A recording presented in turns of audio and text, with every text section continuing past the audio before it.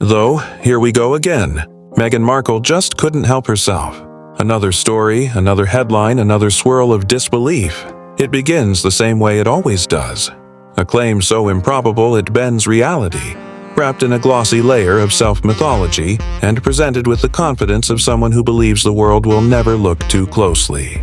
This time, she's out here declaring that she gained 65 pounds during her pregnancy. And yet, miraculously, it all landed solely in her belly.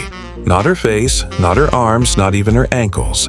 Just a perfect orb suspended on designer heels, as if gravity itself had agreed to participate in the illusion.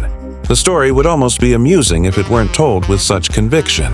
She describes herself strutting in 5-inch stilettos deep into the third trimester, posing, glowing, graceful, a vision of effortless maternity. But for those who've witnessed real pregnancies, who understand the exhaustion, the swelling, the tender weight of reality, something feels off. Every detail of the tale sounds polished for performance. It's the kind of story that sounds right only until you stop and think about how the human body actually works. The image she sells is cinematic. Meghan, once petite and light, suddenly carrying 65 pounds more yet somehow untouched everywhere else. Her face remains camera-ready, her frame unaltered. The only visible change, she insists, was that picture-perfect bump, round and high and self-contained. People gasped, she says. They marveled. "How are you not tipping forward?" they'd ask. She remembers it as flattery. But to anyone listening now, it sounds more like a warning bell. A clue that the physics of the story don't quite add up. And then, as if scripted for contrast, enters the doctor. A real one, not a tabloid commentator, not an influencer with a medical podcast, but a practicing obstetrician-gynecologist with decades of experience. He speaks with the quiet certainty of someone who has delivered thousands of babies. And his verdict is simple: impossible. Not improbable, not unusual, biologically impossible. A woman gaining that much weight would never have it all concentrated in one area. The body simply doesn't operate that way. Pregnancy redistributes everything. Blood volume increases. Breasts swell. Feet widen. The skin itself prepares to sustain new life. Every part of the body participates in the transformation. He breaks it down clinically. The baby, on average, 7.5 pounds. The placenta, 1.5. The uterus, perhaps 2. Amniotic fluid, another 2. Breasts, another 2. Extra blood, 4. Retained fluids, 4 more. Maternal fat stores, 7 or 8 pounds. All combined, around 30 to 35 pounds, perhaps 40 in some cases. That's what biology supports. But 65? And all supposedly confined to one sculpted belly? It's fantasy. It should have ended there. But of course, it didn't. Because when Meghan Markle tells a story, it's never simply about the event. It's about the image. The myth must be nourished, and the truth, if inconvenient, must be blurred. What began as an anecdote quickly transformed into another piece of the Markle mythology. A legend of extraordinary womanhood meant to separate her from the ordinary. But reality has a way of catching up. Doctors began to weigh in. Mothers, too. Women who had lived through the fatigue and swelling, who had felt their bodies morph in ways they never anticipated. They listened, and they knew. They recognized that kind of claim not as empowerment, but as performance. Because real pregnancy is not glamorous. It humbles. It reshapes. It does not spare you for the sake of photographs. Still, Meghan pressed the tale further. She filled interviews and podcasts with recollections of how she could barely walk, how Harry had to support her, how the strain had tested her endurance.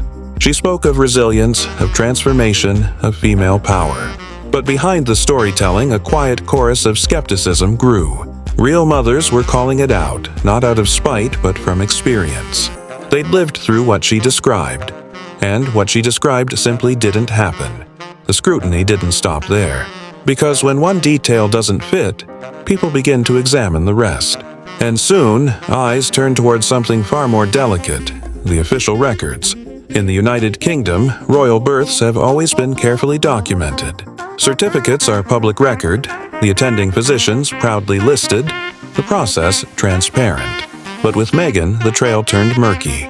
For her daughter Lilibet, no certificate directly released by Meghan ever surfaced. What existed came indirectly through the press, a single copy that appeared without clear provenance.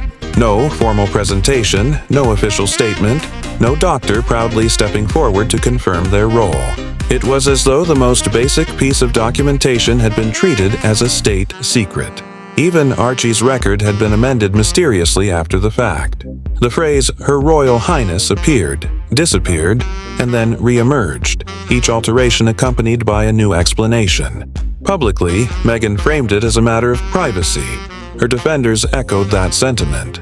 But the pattern of selective secrecy raised questions that privacy alone couldn't explain.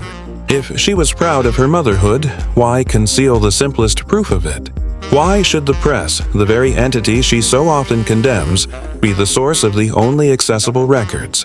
Transparency had been replaced by curation, and then came that podcast moment. An offhand remark that seemed harmless to casual listeners but dripped with subtext for anyone paying attention. Meghan commented that one needn't tell anyone the name of their child before birth. It was presented as wisdom, a gentle assertion of independence. Yet those who knew the royal protocols recalled that she had, in fact, told the Queen. The statement, however subtle, functioned as a revision, a quiet rewriting of events to fit her preferred narrative of rebellion. She wants to be seen as the outsider who defied tradition, yet she clings to the benefits that same tradition affords.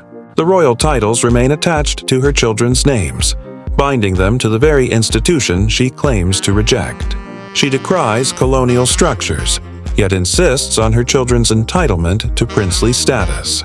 It's a contradiction that reveals more than it conceals. Around her, the circle tightens. Familiar faces appear.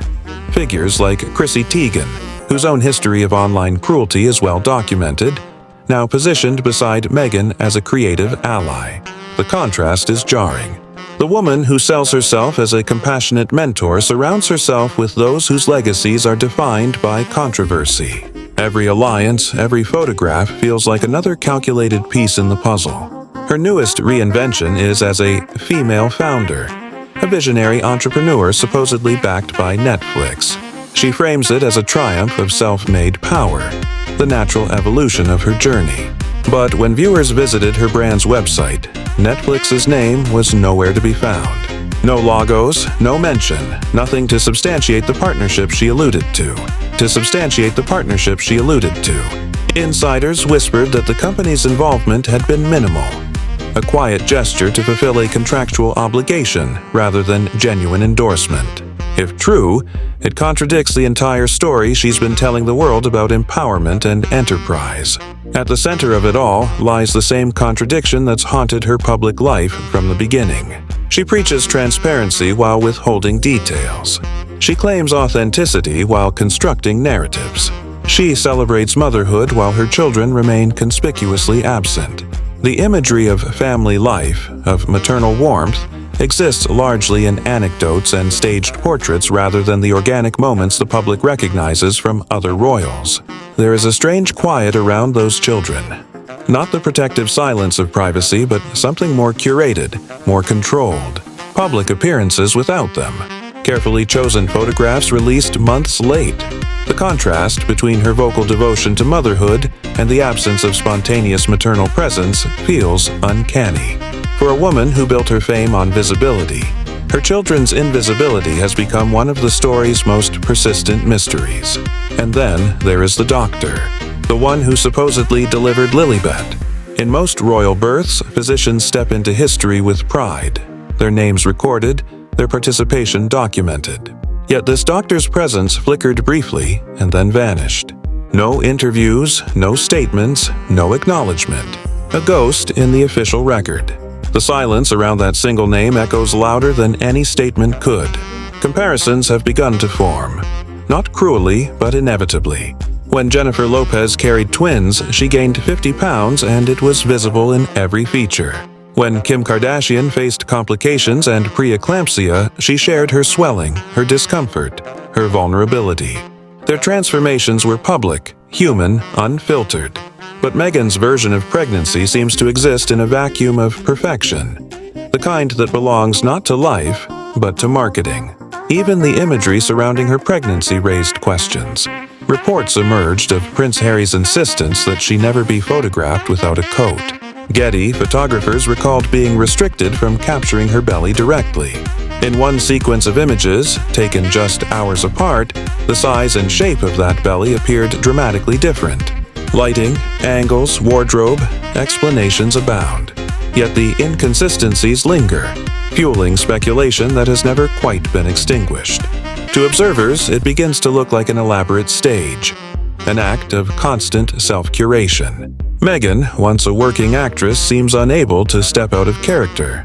Every story, every photo, every interview feels choreographed, as though authenticity itself must be managed like a brand. But brands are fragile things. The moment cracks appear, the illusion begins to unravel. And that's precisely what's happening. Each retelling exposes another inconsistency. Each attempt to reassert control invites new scrutiny. What was once taken at face value is now examined frame by frame. The same audience that once sympathized now hesitates. Because when stories shift, when facts blur, when even biology is rewritten for effect, people begin to wonder what, if anything, is real. The question is no longer about pregnancy or titles or even motherhood. It's about credibility. It's about the limits of reinvention. How long can someone sustain a performance before the mask becomes transparent? Meghan Markle has built an empire out of narrative control, out of the belief that storytelling itself is power. But power without truth eventually collapses under its own weight. Behind the glamour and the polished interviews lies a deeper truth. A need to dominate the narrative so completely that reality becomes secondary.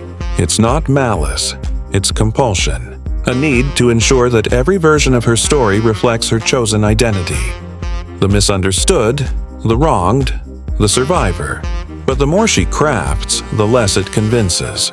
Authenticity can't be manufactured. And so the illusion phrase. The woman who once captivated the world with a fairy tale wedding now finds herself trapped in a story she can no longer fully control. The pregnancy that was meant to humanize her has become a riddle. The motherhood that was meant to anchor her image now fuels speculation. The empire of empathy she sought to build is shadowed by doubt. The tragedy, perhaps, is not that people question her, but that she seems to have lost sight of where performance ends and truth begins. Each interview, each anecdote feels rehearsed, perfected, polished. The spontaneity that once made her relatable has vanished, replaced by the sterile language of brand management. Even her silence feels scripted now, carefully timed between revelations. Public life demands consistency. When someone repeatedly reshapes their own narrative, that consistency disappears, and with it, trust. Meghan may still have supporters, loyal, vocal, unwavering, but even among them, a subtle unease has begun to surface. They see the pattern, even if they refuse to name it. They sense that something beneath the surface doesn't align. The omniscient observer sees the full picture. The rise, the reinvention, the revision. It's a portrait of ambition entangled with insecurity, of a woman determined to define herself, yet constantly rewriting the definitions. The contradictions are endless. Privacy, yet perpetual exposure. Rebellion, yet reliance on tradition. Authenticity, yet artifice. And somewhere in the midst of it all, the truth waits. Quiet, buried beneath layers of narrative. Whether it ever emerges depends on whether she can stop performing long enough to let it breathe. Because at some point, the world stops listening to stories and starts looking for proof. When that day comes, the question won't be who Meghan Markle says she is. It will be who she truly was when the cameras stopped rolling, when the microphones were switched off, when the performance finally gave way to silence. This is Crown and Controversy, unraveling the royals, one scandal at a time. Don't forget to subscribe.